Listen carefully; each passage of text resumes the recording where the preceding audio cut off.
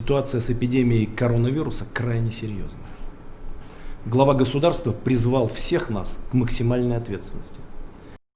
Медведев поделился своим видением ситуации с мигрантами в России. Досмотрите это видео до конца, и вы узнаете, что политик назвал настоящей гремучей смесью.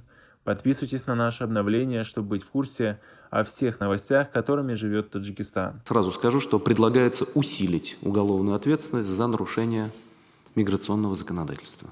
Дмитрий Медведев назвал гремучей смесью ситуацию, в которой оказались приехавшие в Россию трудовые мигранты из Казахстана, Таджикистана, Узбекистана, Кыргызстана и других стран постсоветского пространства. Пандемия коронавируса обострила ситуацию с мигрантами в России, заявил заместитель председателя Совета безопасности страны Дмитрий Медведев. Часть приехавших лишились работы, а обратно домой их принимать не хотели.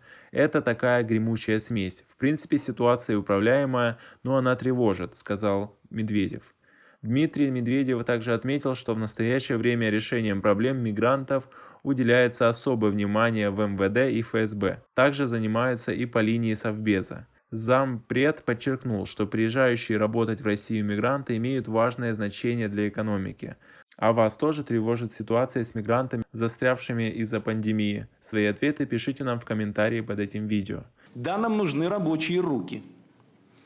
Но это не значит, что мы должны приглашать и принимать кого угодно. Практически ни одна развитая страна в мире не обходится без такого рода привлеченного труда.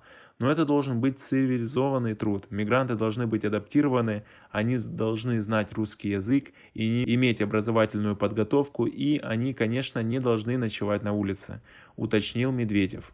Также он добавил, что уровень совершенных иностранцами преступлений практически не отличается от 2019 года.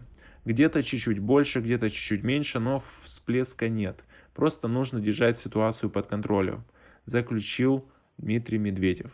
Ранее стало известно, что в период пандемии коронавируса в России лишилось работы 40% мигрантов. Еще 35% иностранцам пришлось уйти в неоплачиваемый отпуск. Кроме того, без всех источников дохода остались более 50% мигрантов.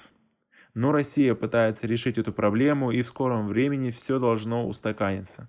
Любая эпидемия имеет свой жизненный цикл. Она зарождается, растет и уходит. Уверен, что вместе мы сможем преодолеть все проблемы и выйти из этой ситуации победителями.